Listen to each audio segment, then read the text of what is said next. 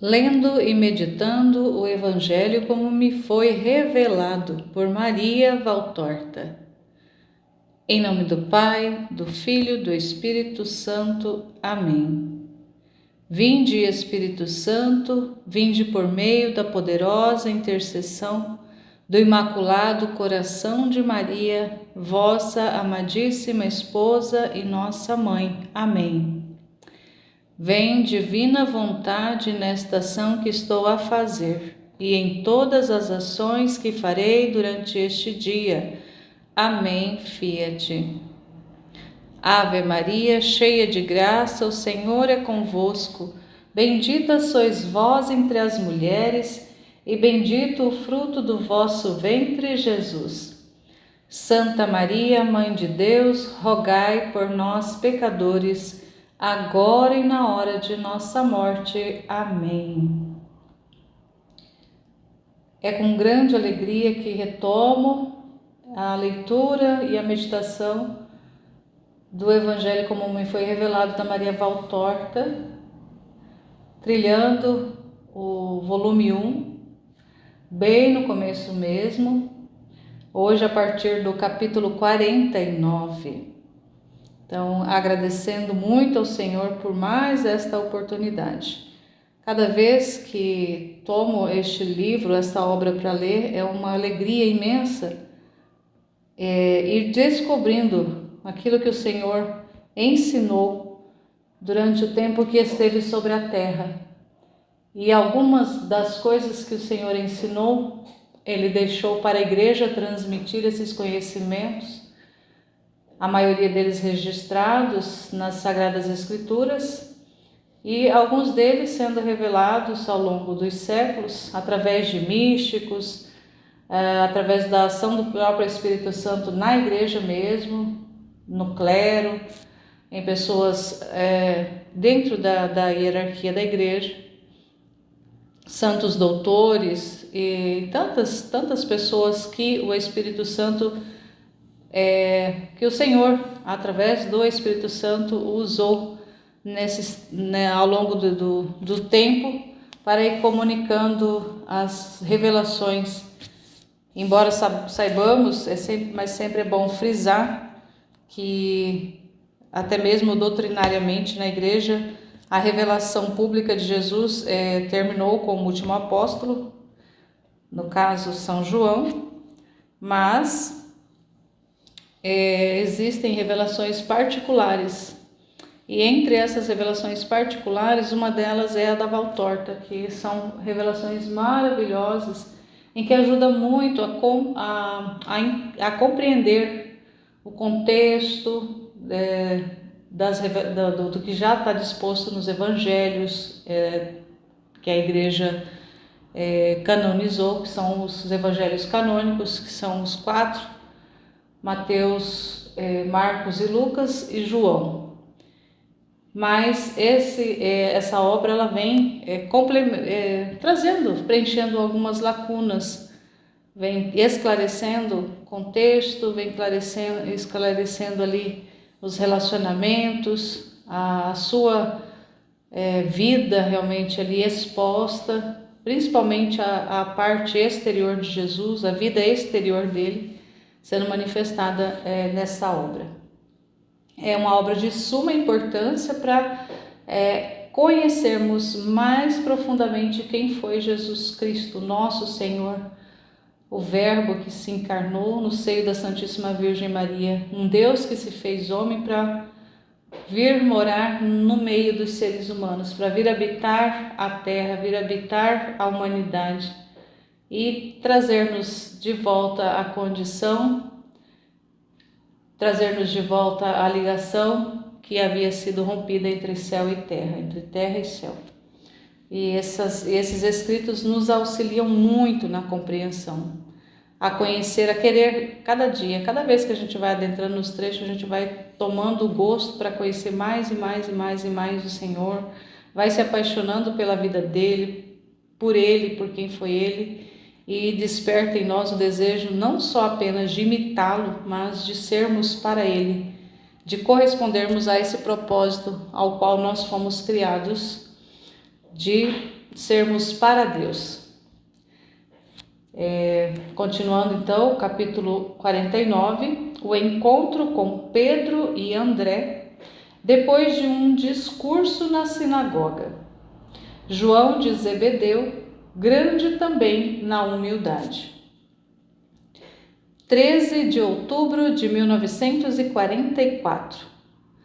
Às 14 horas, vejo isto. Jesus vem avante por uma estradinha, uma vereda entre dois campos. Ele está sozinho.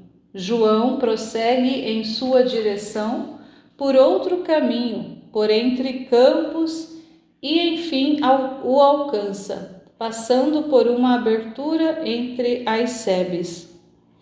João, tanto na visão de ontem como de hoje, é simplesmente um jovenzinho, um rosto rosado e imberbe de quem acaba de chegar à idade viril e, além disso, é loiro. Por isso, não tem sinal nem de bigode nem de barba, mas apenas o rosado das faces lisas, os lábios vermelhos com a luz risonha do seu belo sorriso e do olhar puro, não tanto pela sua cor de turquesa escura, quanto pela limpidez da alma virgem que transparece neles. Os cabelos loiros castanhos, compridos e macios, ondulam a cada passo veloz, quase como uma corrida. Quando está para atravessar a sebe, ele chama: Mestre! Jesus se detém e se volta com um sorriso. Mestre, eu queria muito te ver. Na casa onde estás, me disseram que tinhas vindo em direção aos campos, mas não sabia onde. Temia não te ver. João fala levemente inclinado em sinal de respeito. Contudo, está cheio de um afeto confiante em sua atitude e em seu olhar, que, estando com a cabeça ligeiramente curvada no ombro, eleva Jesus. Eu vi que me estavas procurando e vim ao teu encontro. Tu me viste? Onde estavas, mestre? Eu estava lá, e Jesus aponta as copas de umas árvores afastadas, que pela cor diria que são oliveiras. Eu estava lá rezando e pensando no que eu vou dizer esta tarde na sinagoga, mas eu saí de lá logo que te vi. Mas como fizeste para me ver, se eu mal posso ver aquele lugar escondido como está atrás daquela curva? Ainda assim o estás vendo. Eu vim ao teu encontro porque te vi. O que o olho não pode ver, pode o amor. Sim, o amor pode. Então tu me amas, mestre? E tu me amas, João, filho de Zebedeu? Muito, mestre. Parece-me que sempre te amei. Antes de ter te conhecido, antes ainda a minha alma te procurava. E quando eu te vi, ela me disse: Eis aquele que procuras. Eu creio que te encontrei porque a minha alma te sentiu. Tu dizes, João, e o dizes certo. Eu também vim ao teu encontro porque minha alma te sentiu. Por quanto tempo me amarás? Para sempre, mestre. Não quero mais amar a outros, a não ser a ti. Tens pai e mãe, irmãos e irmãs. Tens tua vida, e com a vida a mulher e o amor. Como farás para deixar tudo isto por mim? Mestre, não sei, mas me parece, se não for soberba dizer isso, que a tua predileção tomará para mim o lugar de pai, mãe, irmãos irmãs e também da mulher. De tudo, sim, de tudo estarei saciado se me amares. E se o meu amor te trouxer dores e perseguições? Não haverá de ser nada, mestre, se tu me amares.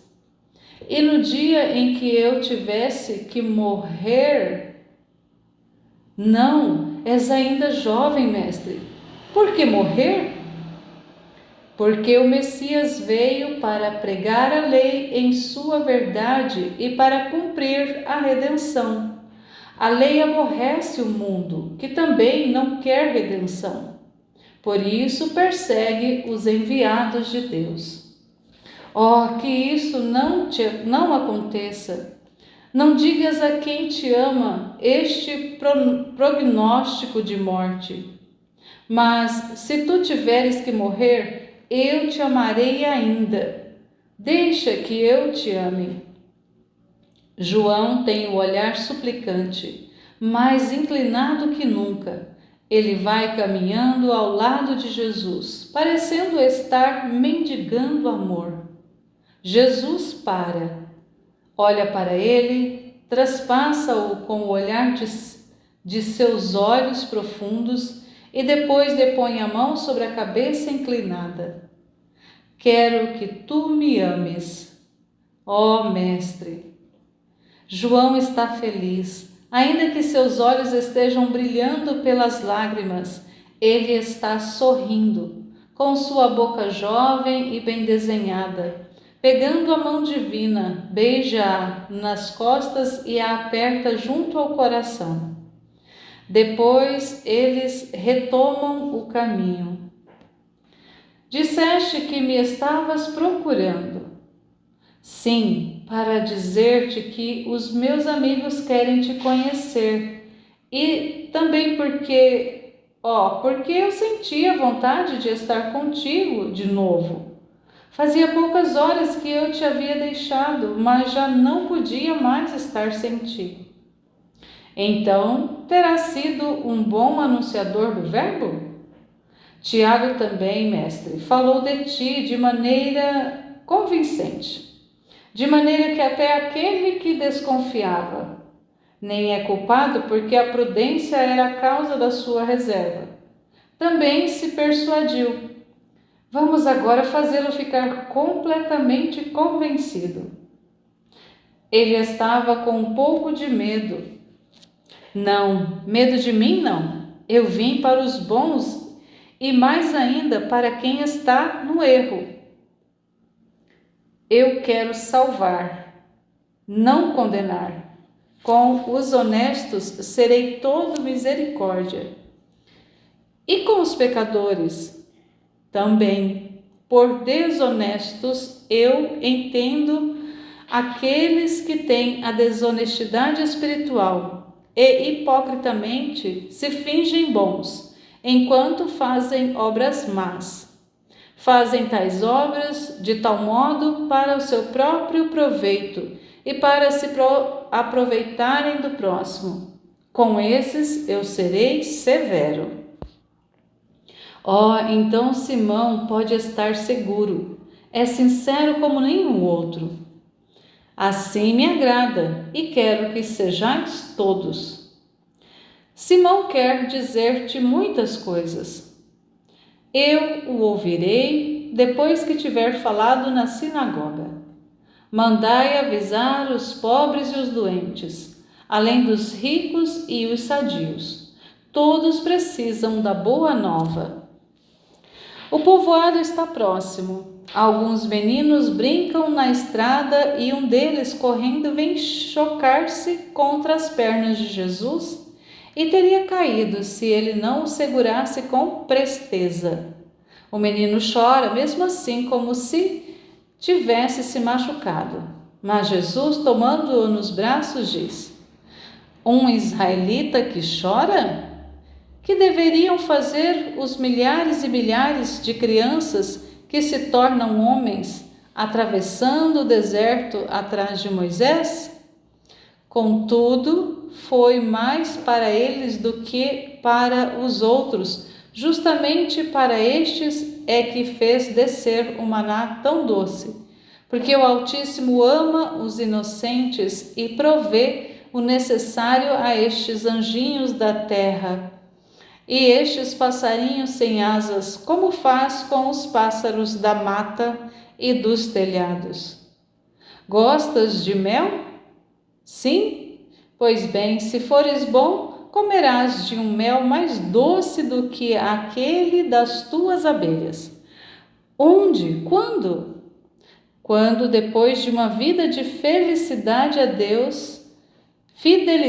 Deus, fores para Ele. Eu sei que não irei para lá enquanto não vier o Messias. Minha mãe me diz que, por ora, nós de Israel somos todos como Moisés e morremos, vendo de longe a terra prometida. Ela diz que estamos ali, à espera de podermos entrar, e que só o Messias nos fará entrar. Mas que pequeno israelita esperto! Pois bem, eu te digo que quando morreres estarás logo no paraíso, porque o Messias já terá aberto as portas do céu. Mas precisas ser bom. Mamãe, mamãe! O menino escorrega dos braços de Jesus e corre ao encontro de uma jovem esposa, que regressa com uma ânfora de cobre. Mamãe, o novo rabi me disse que eu irei logo para o paraíso quando eu morrer e que vou comer muito mel. Mas se eu for bom, eu vou ser bom. Queira Deus. Desculpa, mestre, se ele te aborreceu. É muito levado. A inocência não causa aborrecimento, mulher. Deus te abençoe, porque és uma mãe que educa os filhos no conhecimento da lei. A mulher fica toda vermelha diante do elogio e responde: a bênção de Deus também para ti, e desaparece com o seu pequeno. As crianças te agradam, mestre? Sim, porque são puras, sinceras e amorosas. Tens sobrinhos, mestre? Eu só tenho minha mãe, mas nela está a pureza, a sinceridade, o amor dos pequeninos mais santos, junto à sabedoria, justiça e fortaleza dos adultos. Eu tenho tudo em minha mãe, João. E tu a deixaste? Deus está acima até da mais santa das mães. Eu irei conhecê-la? Sim, tu a conhecerás. E ela me amará? Sim, te amará, porque ela ama a quem ama a seu Jesus. Então não tens irmãos? Eu tenho primos, por parte do marido de minha mãe, mas cada homem para mim é irmão, e eu vim para todos. Eis-nos diante da sinagoga. Eu entro e tu virás a mim, depois com os teus amigos. João sai dali e Jesus entra em uma sala quadrada, onde há velas e um triângulo, como de costume, e estantes com rolos de pergaminhos. A multidão já está ali, em expectativa e em oração. Também Jesus está rezando. O povo está cochichando e comentando atrás dele, que se curva para saudar o chefe da sinagoga, pedindo depois que lhe deem o rolo. Jesus começa a leitura. Diz: estas coisas o Espírito Santo me faz ler para vós. No capítulo 7 do livro de Jeremias se lê: assim diz o Senhor dos Exércitos, o Deus de Israel: corrigi os vossos costumes e os vossos afetos, e então habitarei convosco neste lugar. Não vos fiqueis iludidos com as palavras vãs, por vós repetidas. Aqui está o templo do Senhor. o templo do Senhor, o templo do Senhor. Porque se melhorardes os vossos costumes e os vossos afetos, se fizerdes justiça entre o homem e o seu próximo, se não oprimires o estrangeiro, o órfão e a viúva, se não derramardes neste lugar sangue inocente, se não fordes atrás dos estrangeiros para a vossa desventura, então eu habitarei convosco neste lugar, na terra que eu dei a vossos pais por séculos e séculos. Ouvi, ó voz de Israel, eis que eu venho esclarecer-vos sobre as palavras de luz que a vossa alma ofuscada não sabe mais ver e compreender. Ouvi, muito pranto desce sobre a terra do povo de Deus, e choram os velhos que se lembram das glórias antigas. Choram os adultos, curvados pelo jugo. Choram os jovens que não têm um futuro de glória. Mas a glória da terra nada é, se comparada com a uma glória que nenhum opressor, que não seja Mamon ou a má vontade, vos podem arrebatar. Por que chorais? Como é que o Altíssimo, que sempre foi bom para com o seu povo, agora virou o olhar para o outro lado, negando aos seus filhos de verem o seu rosto?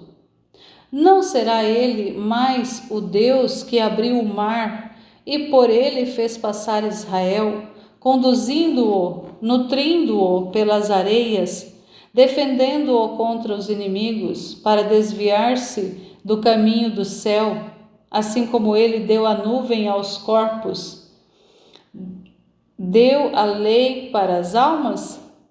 Não será mais ele o Deus que adoçou as águas e fez cair o maná para os que estavam extenuados?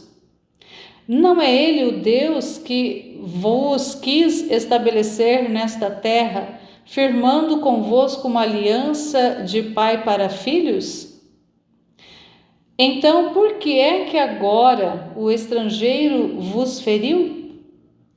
Muitos de vós murmuram: aqui está o templo. Não basta termos o templo, indo rezar a Deus nele. O primeiro templo está no coração de cada homem, onde a oração santa deve ser feita. Mas ela não pode ser santa se antes o coração não se emenda, como também os costumes, os afetos, as normas de justiça para com os pobres, para com os servos, para com os parentes, para com Deus. Agora olhai, eu vejo ricos de coração duro, que fazem ricas oferendas no templo, mas que não sabem dizer ao pobre: irmão, eis aqui um pão e um dinheiro, aceita-o, de coração para coração, e que a minha ajuda não te humilhe, como também para mim não cause soberba. Eis, eu estou vendo pessoas rezando, lamentando-se com Deus, porque não as ouve prontamente, mas que depois com um coração de pedra respondem: não, ao necessitado que às vezes com o seu sangue lhes pede: escutai-me. Aí está, eu vejo que vós chorais porque a vossa bolsa foi exprimida pelo dominador. Mas depois vós espremeis o sangue daquele que odiais, e ao esvaziar um corpo do seu sangue e de sua vida, vós não tendes horror. Ó voz de Israel, o tempo da redenção chegou. Mas preparai seus caminhos em vós com a boa vontade. Sede honestos, bons, amai-vos uns aos outros. Ricos, não desprezeis, mercadores, não defraudeis, pobres, não invejeis. Sois todos de um sangue e de um Deus. Sois todos chamados a um mesmo destino. Não fecheis para vós, com os vossos pecados, o céu que o Messias vos abrir.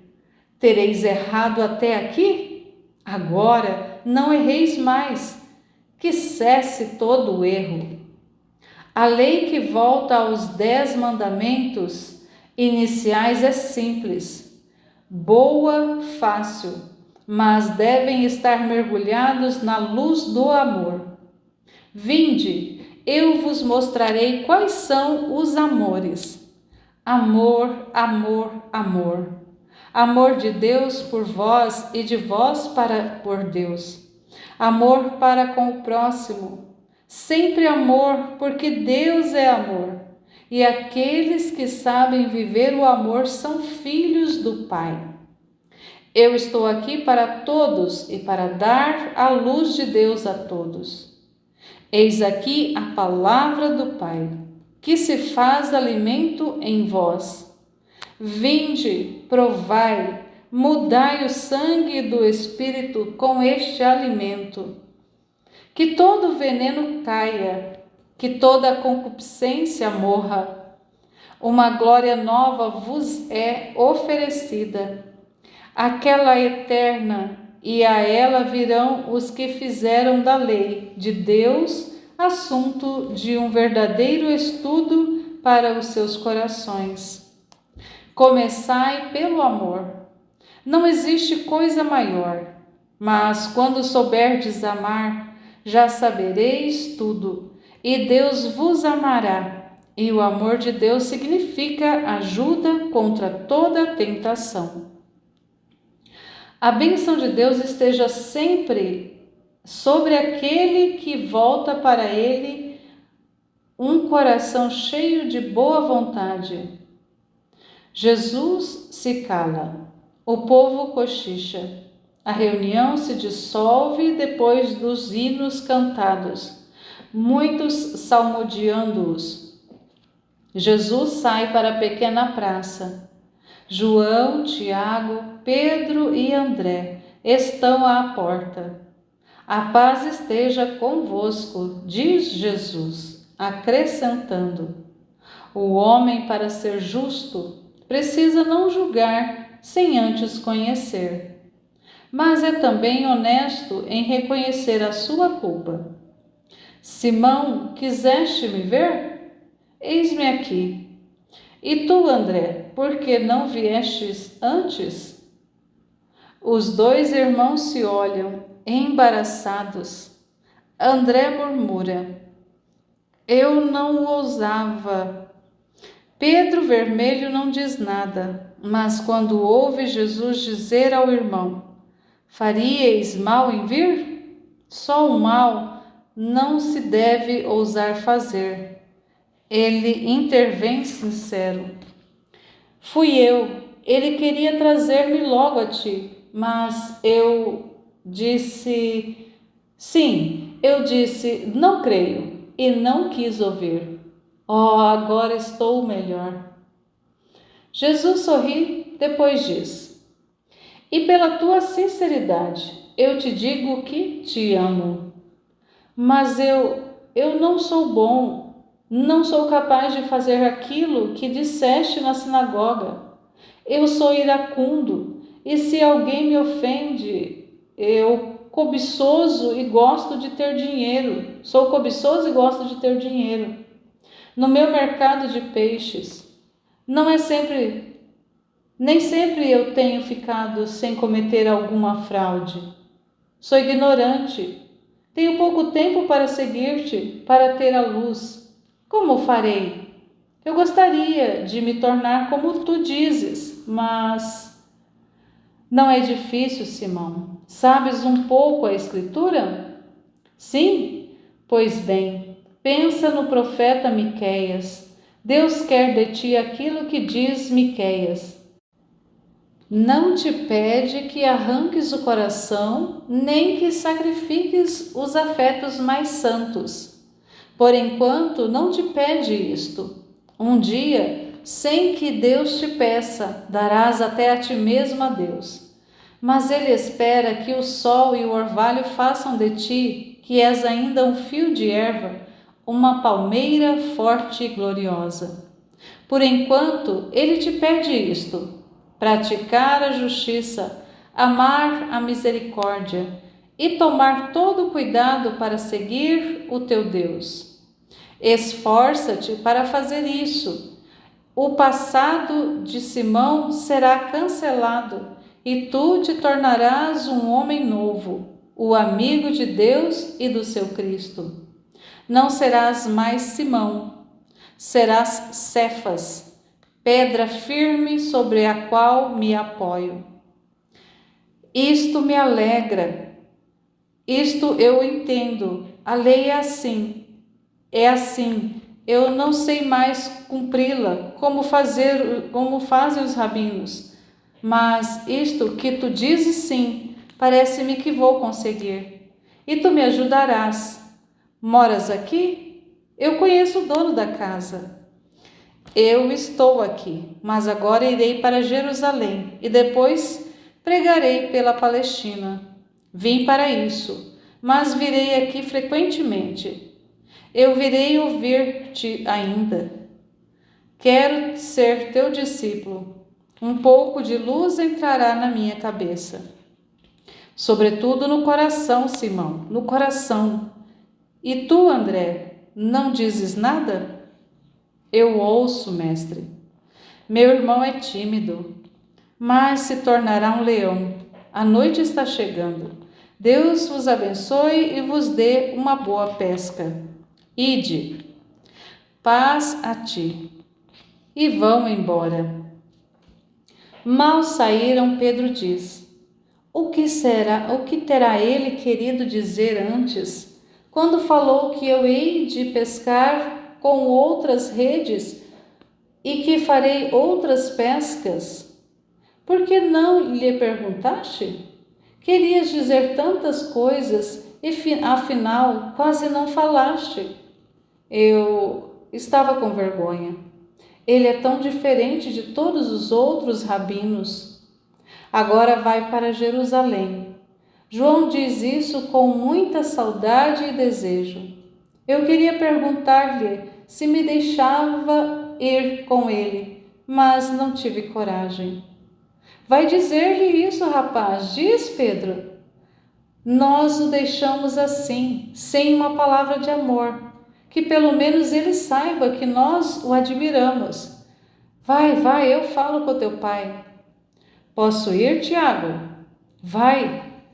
João vai e volta correndo e jubiloso. Eu disse a ele: Queres-me contigo em Jerusalém? Ele me respondeu: Vem comigo. Amigo, ele me disse: Amanhã a esta hora virei para cá. Em Jerusalém com ele. A visão termina. Como motivo para esta visão, disse-me Jesus esta manhã, 14 de outubro: Quero que tu e todos observeis o comportamento de João. É um lado seu que sempre passa despercebido. Vós o admirais porque ele é puro, amoroso, fiel, mas não notais que foi grande também sua humildade. Ele, artífice da vinda do Pedro a mim, modestamente se cala neste particular. O apóstolo de Pedro, e por isto o primeiro dos meus apóstolos, foi João. O primeiro a reconhecer-me, o primeiro a dirigir-me a palavra, o primeiro a seguir-me, o primeiro a pregar sobre mim. No entanto, estais vendo o que ele diz? Diz assim: André, irmão de Simão Pedro, era um dos dois que tinham ouvido as palavras de João e tinham seguido a Jesus. O primeiro com quem se encontrou foi com o seu irmão Simão, ao qual disse: Encontramos o Messias, e o levou a Jesus. Justo além de bom, Ele sabe que André se angustia por ter um caráter fechado e tímido, que gostaria de fazer muitas coisas, mas não consegue. E João quer que o reconhecimento da sua boa vontade chegue a ele, na memória dos pósteros. João quer que André apareça como o primeiro apóstolo de Cristo, junto a Simão, perto do irmão. Não obstante a sua timidez e acanhamento lhe terem dado alguma derrota em seu apostolado.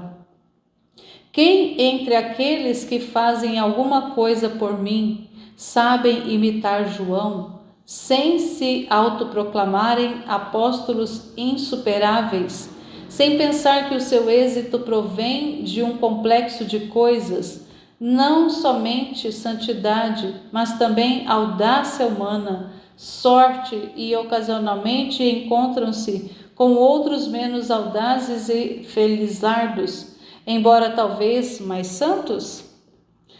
Quando vós vos saís bem no que fazeis de bom, não vos glorieis como se o mérito fosse todo vosso.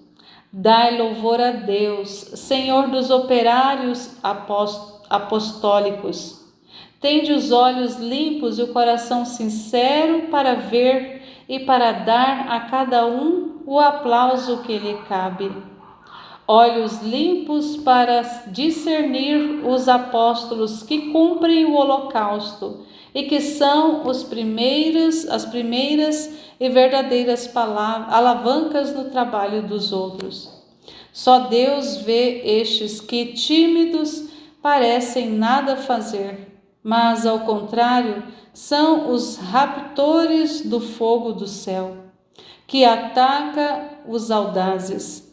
Um coração sincero para saber dizer: eu trabalho, mas este ama mais do que eu, prega melhor do que eu, se imola como eu não sei fazer. E como Jesus disse, dentro do próprio quarto, com a porta fechada para rezar em segredo.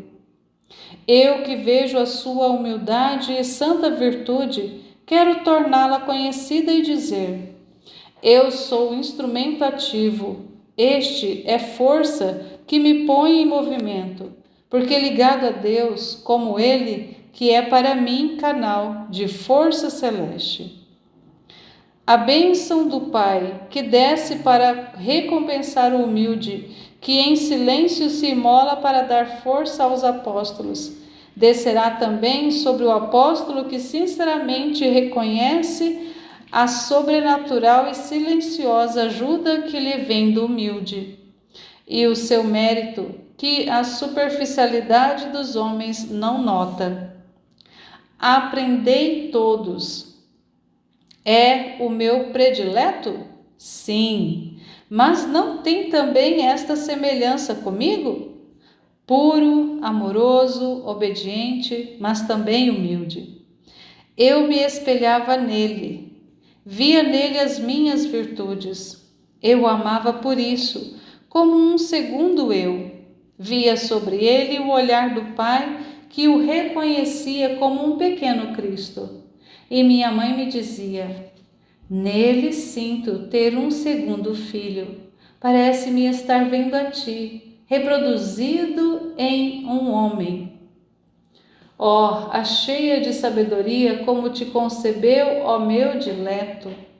Os céus azuis de vossos corações de pureza se fundiram em um único velário para me dar proteção de amor e tornarem-se assim um só amor, antes ainda que eu desse minha mãe a João e João a minha mãe. Eles se amaram, porque se reconheceram semelhantes, filhos e irmãos do Pai e do Filho. Vou encerrar essa leitura e não vou fazer nenhuma meditação em cima, porque o Senhor é bastante claro aqui no que Ele vai falando, tanto na narração, que é um diálogo, uma conversa entre os primeiros discípulos, entre os primeiros apóstolos de Jesus, como que se deu essa realidade, esclarece para nós como que foi esse início, essas primeiras conversas, esses primeiros acertos, como é que foi se ajustando ali essa realidade do apostolado dos primeiros discípulos. E esse ensino que o Senhor vem falando a respeito da humildade de João, que além de puro, que além de amoroso, além de fiel, também era muito humilde. E por isso ele fala que era por isso que ele se tornou o discípulo amado, porque era o que mais se assemelhava a Jesus, é o que mais tinha as virtudes de Jesus, é o que mais tinha essas características, esses atributos do próprio Jesus. Então Jesus se identificava em João, olhava para João e se via, se enxergava. E ele mesmo diz que até a sua mãe, até Nossa Senhora via em João como se estivesse vendo o próprio filho. Então não é à toa que lá no final ele entrega a sua mãe para que João cuide dela. Entrega ela para ser a mãe da humanidade. Ali em João, sendo toda a família humana, sendo toda a igreja, e Maria sendo ali essa mãe, entrega para esse discípulo escolhido, esse discípulo amado, esse discípulo que lhe era o mais próximo, é o que era mais semelhante. Então isso é tão lindo, Jesus revelar. A gente já tem, né? A gente já sabe que ele tinha essa proximidade, que ele é conhecido como o discípulo amado, mas a gente não tem nem noção de qual profundidade era esse relacionamento que aconteceu entre eles, e a gente vai tomando conhecimento à medida que nós formos lendo os capítulos, aprofundando nos volumes, entrando na história dentro de tudo que foi, que está sendo narrado, que a Valtorta vai narrando e que Jesus vai ensinando. E diante de tanta beleza, o nosso coração, a nossa boca se cala para contemplar isso que o Jesus fala, para amar, para buscar essa compreensão e pedir ao Senhor que torne o nosso coração também semelhante, abrir, colocar-nos à disposição do Senhor para que Ele também realize em nós uma obra semelhante à que Ele realizou em João. Então, somente louvar, agradecer, bendizer o Senhor por esse amor, que não foi só para com os primeiros discípulos, para com os primeiros apóstolos, mas é com cada um de nós. Esse apostolado que Ele quer de nós também, de tornar mais conhecida a sua vida, o seu ministério, quem Ele foi, o que Ele fez, tornar isso conhecido a partir dessas divulgações que vamos fazendo, lendo, ora meditando, mas sempre apresentando também ali na íntegra as narrações, os ensinos dessa obra espetacular que é o Evangelho, como me foi revelado dessa mística também espetacular, Maria Valtorta. Então, louvado seja nosso Senhor Jesus Cristo e sua Mãe Maria Santíssima, para sempre sejam louvados. Estivemos e permaneceremos unidos em nome do Pai, do Filho e do Espírito Santo. Amém. Jesus, eu confio em vós.